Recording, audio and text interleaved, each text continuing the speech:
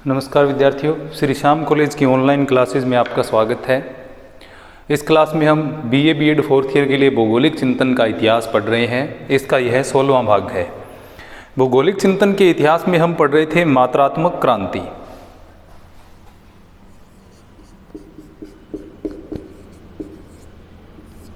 मात्रात्मक क्रांति या इसको हम परिमाणात्मक क्रांति भी कह सकते हैं। मात्रात्मक क्रांति यानी सांख्यिकीय आंकड़ों पर ज़्यादा बल देती है और भूगोल में क्या है, भूगोल को एक वैज्ञानिक विषय के रूप में स्थापित करने के लिए मात्रात्मक आंकड़ों का या जो सांख्यिकीय विधियां हैं उसका प्रयोग करने पर ज़्यादा बल देती है। इसमें हमने जो मात्रात्मक विधियां हैं उसके बारे में पढ़ा। मात्रात्मक अब विधियों के हम गुण इसके पढ़ रहे थे। मात्रात्मक विधियों के गुण हम पढ़ रहे हैं। मात्रात्मक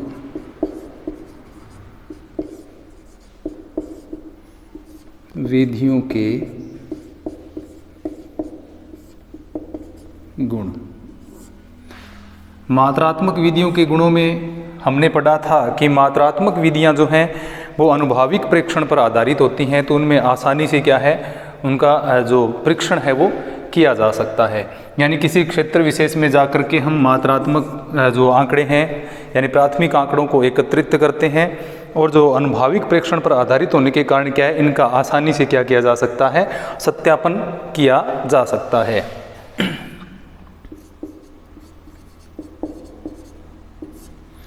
आसानी से इनका सत्यापन किया जा सकता है। दूसरा हमने ये पढ़ा था कि मात्रात्मक विधियां जो हैं वो लंबे प्रेक्षणों या जो होते हैं या ज़्यादा आंकड़े होते हैं उनको संक्षिप्त रूप में प्रदर्शित कर सकती है।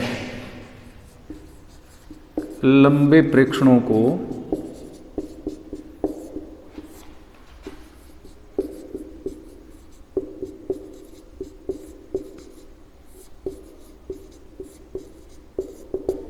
संक्षिप्त रूप में, यानी मात्रात्मक विधियों के माध्यम से लंबे जो प्रेक्षण होते हैं उनको संक्षिप्त रूप में प्रदर्शित किया जा सकता है। तीसरा हमने पढ़ा था कि मात्रात्मक विधियों के माध्यम से हम औद्योगिक जो स्थानीयकरण है उसको जो यानी उद्योगों के स्थानीयकरण या उद्योगों के उचित स्थानीयकरण की स्थिति को ढूंढ सकते हैं।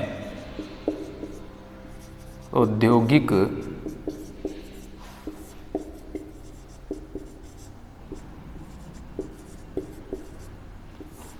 स्थानीयकरण में सहायक।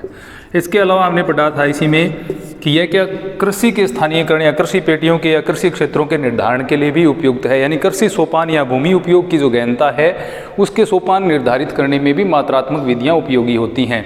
यानी भूमि का उपयोग है वो कौन से क्षेत्र में किस प्रकार के क्रियाकलापों में करना चाहिए, कौन सी फसलें कौन से क्षेत्रों में बोनी चाहिए और कौन कौन से जो उद्योग धंधे हैं वो कहाँ स्थापित किए जा सकते हैं। तो इस प्रकार उद्योगों में और कृषि के सोपानों के निर्धारण में भी जो मात्रात्मक विधियां हैं बहुत ही उपयोगी साबित होती हैं। इसके अलावा जो मात्रात्मक विधियों पर आधारित जो मॉडल होते हैं वो पूर्वाग्रहों से मुक्त होते हैं।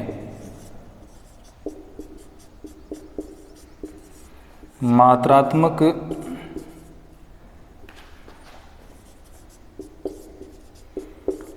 विधियों पर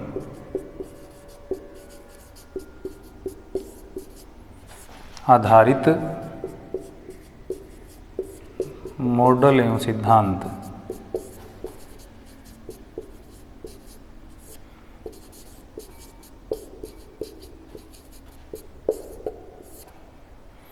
पूर्वाग्रहों से मुक्त होते हैं।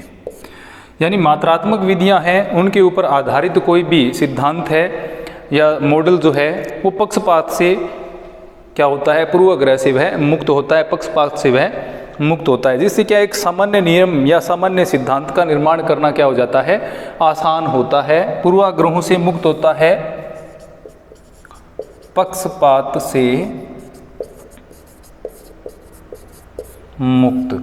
यानी ये किसी प्रकार का पक्षपात नहीं करता। किसी एक जगह के जो आंकड़े हमने एकत्रित किए उसके ऊपर हम अगर नियम और सिद्धांतों का निर्माण करेंगे तो मात्रात्मक विधियां हैं वो नियम एवं आंकड़ों के आधार पर क्या है, आंकड़ों के आधार पर नियम एवं सिद्धांतों का निर्माण करने में सहायक होती हैं।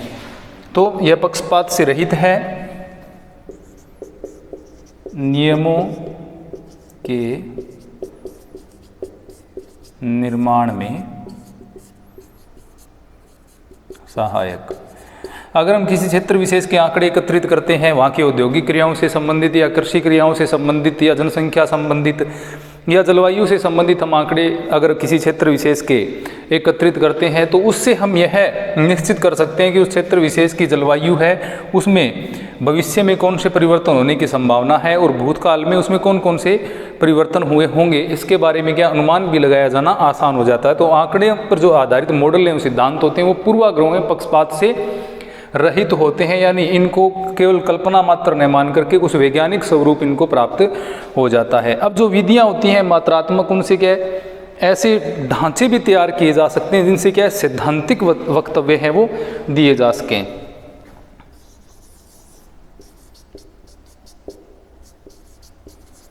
मात्रात्मक विधियों के आधार पर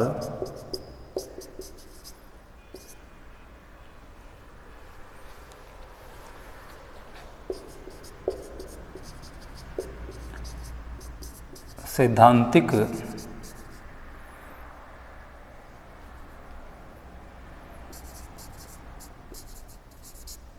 वक्तव्य दिए जा सकते हैं। यानी जो मात्रात्मक विधियां हैं उनके आधार पर सिद्धांतों का निर्माण किया जा सकता है, सिद्धांतों पर आधारित वक्तव्य दिए जा सकते हैं, यानी तर्क संगत वक्तव्य दिए जा सकते हैं। तर्क है वो प्रस्तुत किए जा सकते हैं किसी चीज़ को लेकर मात्रात्मक विधियों के आधार पर, क्योंकि उसकी प्रासंगिकता क्या हो जाती है अधिक होती है, उसकी विश्वसनीयता वैधता क्या हो जाती है अधिक हो जाती है। किसके कारण?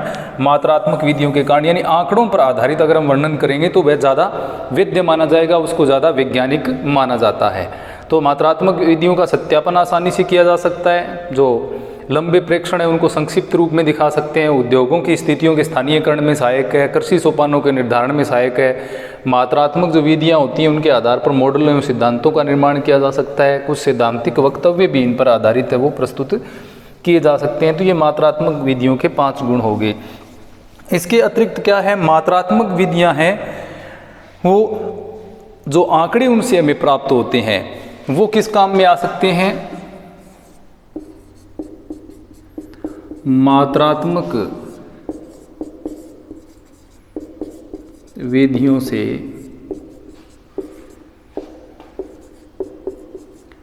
प्राप्त आंकड़े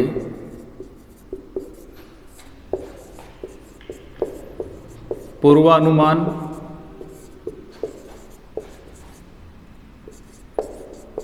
अंतर्वेशन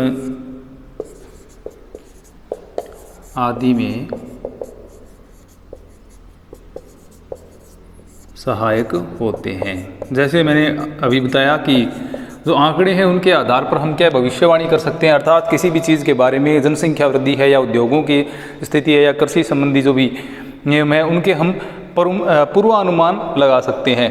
यानी पूर्वानुमान आंकड़ों के आधार पर लगा सकते हैं। मात्रात्मक विधियों से आंकड़ों का अनुमान लगाया जा सकता है, अंतर्वेशन किया जा सकता है। इससे क्या अनुकरण और पूर्वानुमान में हमें क्या है सहायता मिलती है। किससे? मात्रात्मक विधियों से हमें पूर्वानुमान और अंतर्वेशन, किसी भी चीज़ के बारे में खोज करना, किसी भी चीज़ के बारे में पूर्वानुमान लगाने में जो मात्रात्मक विधियां हैं वो हमारी सहायता कर सकती हैं। क्योंकि मात्रात्मक विधियां हैं वो कहीं ना कहीं जो विवरणात्मक वर्णन हमें मिलते हैं या वर्णनात्मक जो चीज़ें मिलती हैं उनकी तुलना में ये ज़्यादा क्या होती हैं, विश्वसनीय होती हैं। तो इसके आधार पर हम आसानी से किसी भी चीज़ के बारे में अनुमान लगा सकते हैं। तो ये मात्रात्मक विधियों के गुण हैं। अब इसमें जो मात्रात्मक क्रांति या मात्रात्मक विधियां हैं उनके कुछ दोष भी हैं, उनके बारे में देखते हैं। यानी मात्रात्मक क्रांति का जिन आधारों पर विरोध हुआ है वो क्या है, मात्रात्मक विधियों के दोष हैं। जिन आधारों पर मात्रात्मक विधियों का या मात्रात्मक क्रांति का विरोध हुआ और विभिन्न प्रकार की जो नई विचारधाराएं हैं जैसे प्रत्यक्षवाद है, तो इनका क्या है इनकी उत्पत्ति हुई, तो इनके पीछे क्या कारण थे, इसकी कुछ एक कमियां जो थी। अब जो एक भूगोलवेता हुए हैं एक्करमैन,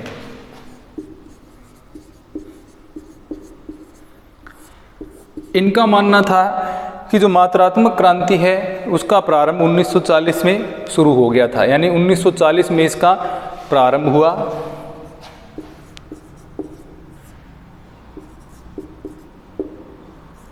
(1940) में ये मात्रात्मक क्रांति का प्रारंभ मानते हैं, और इसका जो चरमोत्कर्ष है यानी 1957 से 60 का जो काल है उसमें इसको ये क्या मानते हैं, इसका चरम काल मानते हैं। 1957 से 60 ये कब इन्होंने माना है कि ये चरम पर थी, और इन्होंने कहा कि 1963 में इसका क्या हो गया, ये समाप्त हो गई, इसका समापन हो गया। अब ये किस इनके अनुसार एक अल्प अवधि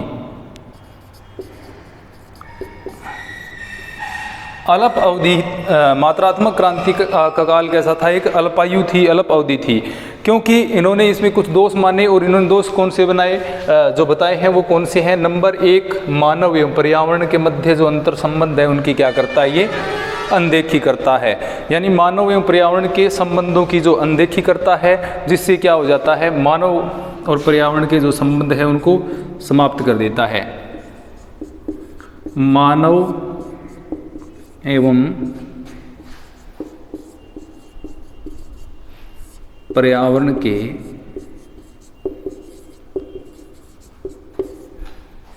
संबंधों की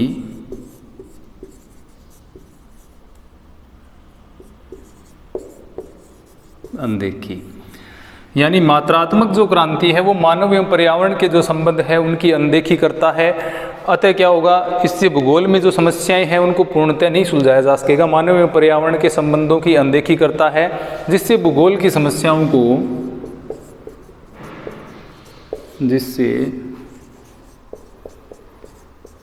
भूगोल की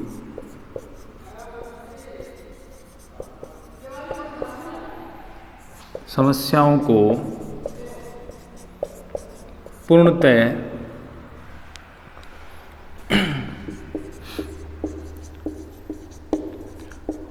सुलझाया नहीं जा सकता।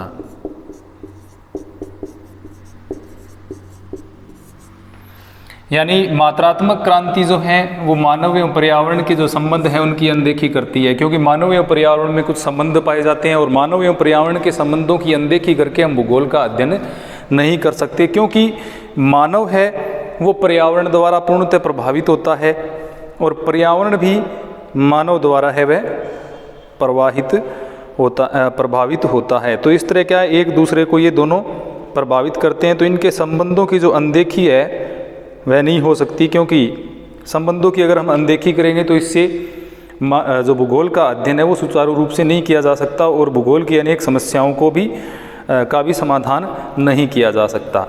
जैसे हम देखें पर्यावरण प्रदूषण है, पर्यावरण प्रदूषण की जो समस्या है उसको मानव एवं पर्यावरण के जो संबंध हैं उनको उनकी अनदेखी करके उस समस्या को सुलझाया नहीं जा सकता, क्योंकि मानव का पर्यावरण प्रदूषण में बहुत बड़ा हाथ है। पर्यावरण प्रदूषण की जो समस्या है उसमें बहुत बड़ा हाथ है, और उसको दूर करने में भी मानव सक्षम है, यानी मानव ही वह प्राणी है जो उसको दूर करने का प्रयास कर सकता है, उसको सुलझाने का भी प्रयास कर सकता है। तो ये जो मात्रात्मक क्रांति है वह मानव पर्यावरण के संबंधों पर बल न दे करके केवल इसके विषय की वैज्ञानिकता को साबित करने में लगी हुई थी, यानी केवल मात्रात्मक विधियों पर जोर देती थी, केवल सांख्यिकी पर, केवल आंकड़ों पर जोर देती थी, जो कि इसके जो मानव एवं पर्यावरण के मध्य अंतर संबंध हैं उनको अनदेखा कर रही थी, जिससे भूगोल की बहुत सारी जो समस्याएं हैं उनको नहीं सुलझाया जा सकता। क्योंकि भूगोल क्या है, भूगोल पृथ्वी तल को मानव के घर के रूप में अध्ययन करता है। ऐसा माना जाता है कि मानव का जो घर है वो के रूप में पृथ्वी का अध्ययन है वो भूगोल में किया जा सकता है। तो इसलिए मानव की अनदेखी या मानव एवं पर्यावरण के संबंधों की अनदेखी नहीं की जा सकती।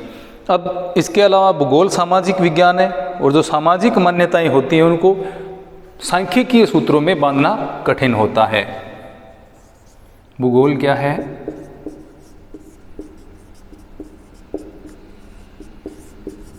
सामाजिक विज्ञान। अब भूगोल सामाजिक विज्ञान है तो इसकी जो मान्यताएं हैं, यानी जिसकी सामाजिक मान्यताएं हैं उनको हम क्या कर सकते हैं, सूत्रों में, सांख्यिकीय सूत्रों में उनको नहीं बांध सकते। भूगोल एक सामाजिक विज्ञान है और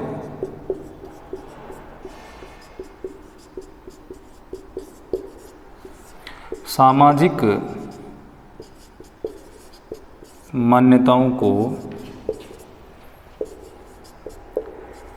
सांख्यिकीय या हम कह सकते हैं गणितीय सूत्रों में बांधा या बांधना जटिल कार्य है। यानी सामाजिक मान्यताएं वो किस पर आधारित हैं? भावनाओं पर। और भावनाओं को मात्रात्मक विधियों के माध्यम से नहीं दिखाया जा सकता, या मात्रात्मक विधियों से या सांख्यिकीय सूत्रों के माध्यम से भावनाओं को प्रदर्शित नहीं किया जा सकता। ये केवल वर्णनात्मक चीज़ें हैं, इनको केवल साहित्यिक भाषा जो है वो केवल इनको प्रदर्शित कर सकती है। सांख्यिकीय सूत्र हैं वो इसको प्रदर्शित नहीं कर सकते, सामाजिक मूल्यों को प्रदर्शित नहीं कर सकते हैं। अब सामाजिक विषय जो होते हैं वो कैसे होते हैं? अब भूगोल सामाजिक विज्ञान है, और सामाजिक विषय कैसे होते हैं? सामाजिक विषय मूल्य युक्त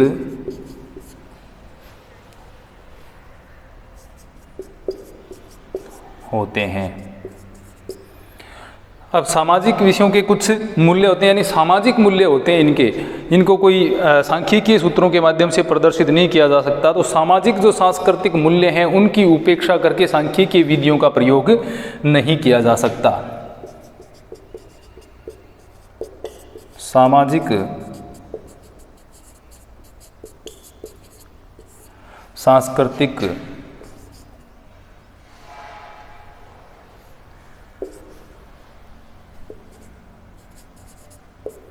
सामाजिक सांस्कृतिक मूल्यों की उपेक्षा नहीं की जा सकती। यानी मात्रात्मक क्रांति क्या करती है? सामाजिक एवं सांस्कृतिक मूल्यों को प्रदर्शित नहीं करती, क्योंकि इनको आंकड़ों के माध्यम से प्रदर्शित नहीं किया जा सकता। इसलिए क्या है, सामाजिक विषय जो क्या होते हैं, मूल्य युक्त होते हैं।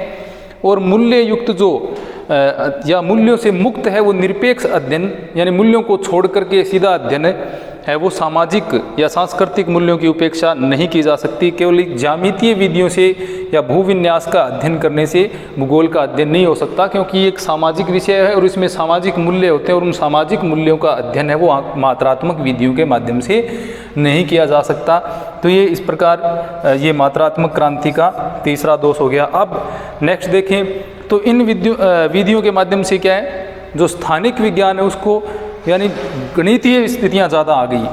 भूगोल को क्या माना गया? स्थानिक विज्ञान। तो मात्रात्मक विधियों ने स्थानिक विज्ञान को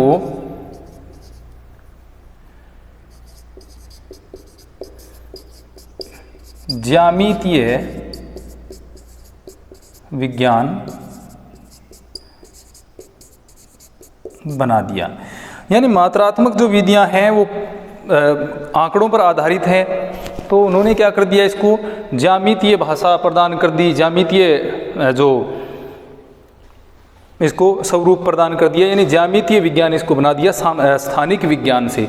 अब उससे क्या हुआ, स्थानिक स्तर पर मानव एवं पर्यावरण के अंतर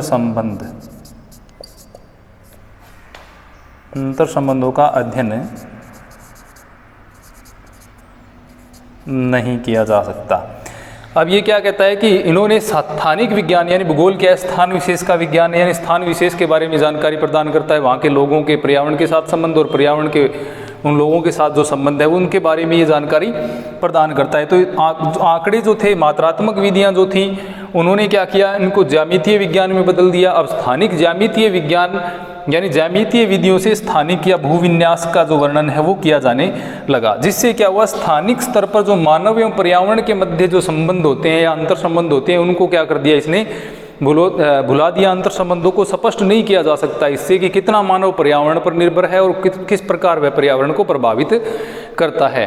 तो इन चीज़ों को मात्रात्मक विधियों से नहीं दिखाया जा सकता, यानी स्थानिक विज्ञान को ज्यामितीय विज्ञान नहीं बनाया जा सकता। स्थानिक विज्ञान में कुछ भावनात्मक चीज़ें भी होती हैं जिनको मात्रात्मक विधियों के माध्यम से प्रदर्शित नहीं किया जा सकता। तो इस प्रकार के स्थानिक स्तर पर मानव एवं पर्यावरण के जो अंतर संबंध थे उनको मात्रात्मक विधियों के द्वारा प्रदर्शित नहीं किया जा सकता।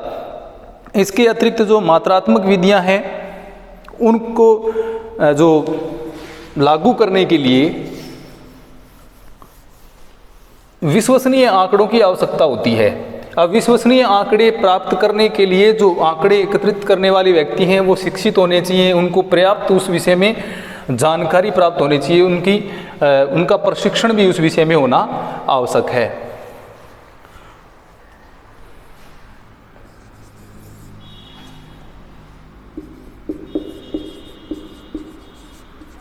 विश्वसनीय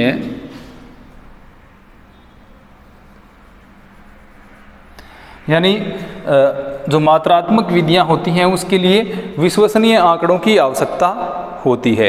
अब विश्वसनीय आंकड़ों की बिना तो हम किसी भी सिद्धांत का विकास है वो नहीं कर सकते। विश्वसनीय आंकड़ों की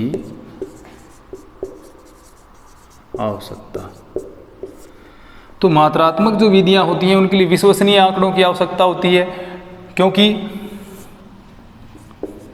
सिद्धांतों का निर्माण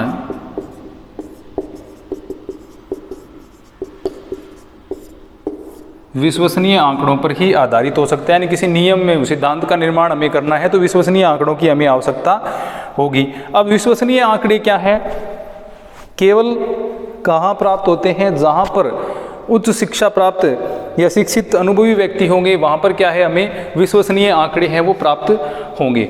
अब विश्वसनीय आंकड़े यानी कौन से स्थानों पर, विकसित देशों में। अब विकसित देशों में हमें क्या है, विश्वसनीय आंकड़े प्राप्त होंगे।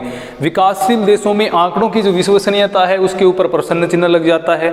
इसके कारण क्या हो जाता है, जो सिद्धांत या मॉडल का निर्माण होता है उसकी जो वैधता है उसके ऊपर भी प्रश्न चिन्ह लग जाता है। उसकी विश्वसनीयता पर, उसके सही होने पर भी उसकी वास्तविक जो तस्वीर है वो प्रस्तुत नहीं हो जाती।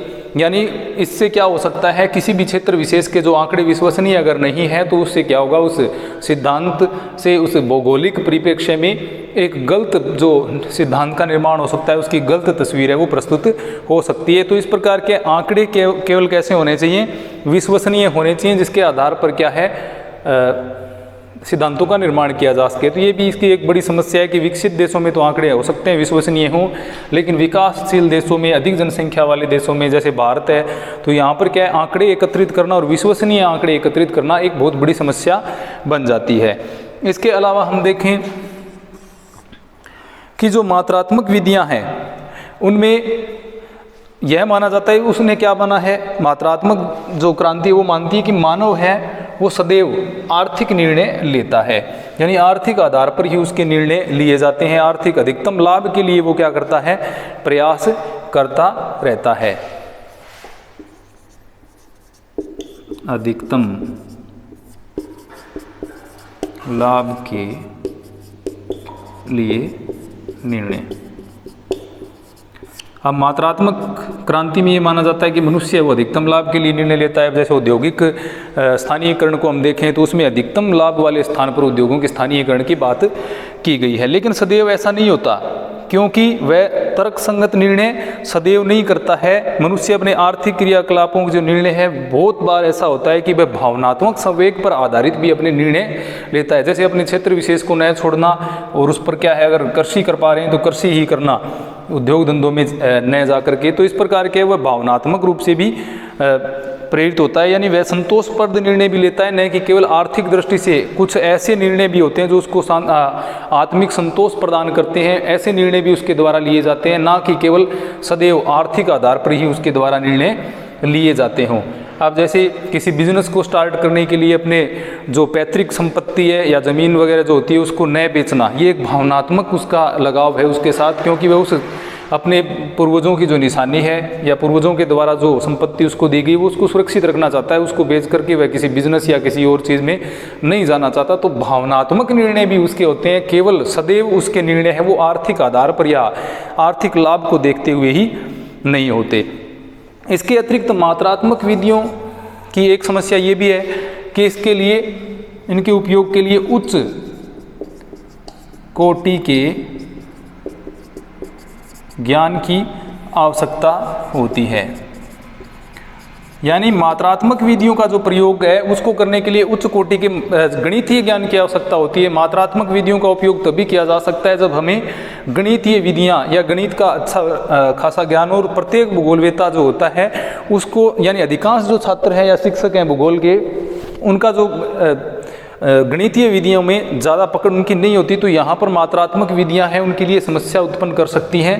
तो इस प्रकार ये मात्रात्मक विधियों के कुछ दोष भी हैं जिनके कारण क्या मात्रात्मक क्रांति का विरोध भी हुआ। तो इस प्रकार हमने पढ़ा कि जो मात्रात्मक क्रांति है उसका प्रारंभ जो हार्ट्सोन-शेफर विवाद 1949-50 में हुआ उससे प्रारंभ होकर के इसके अंदर क्या है, विभिन्न विद्वानों ने अपना योगदान दिया, जिसमें जैसे विलियम बुंगे है, पियर्सन है, स्पीयरमैन की जो विधियाँ है, जेएल बेरी है, उसके अलावा चोरले, हैगेट और जो स्कॉट है, मोसर है आदि जो विद्वान हैं उनके द्वारा इसके विकास में योगदान दिया गया। तो मात्रात्मक क्रांति मेनली जो फोकस करती है वो है सांख्यिकीय विधियाँ या गणितीय विधियाँ, यानी जो भूगोल है उसको एक वैज्ञानिक विषय बनाने पर ज़्यादा बल देती हैं। गणितीय जो विधियाँ हैं या मात्रात्मक विधियाँ हैं उनके ऊपर आंकड़े सिद्धांतों का जो निर्माण करने पर ज़्यादा बल देती है। तो ये थी मात्रात्मक विधि।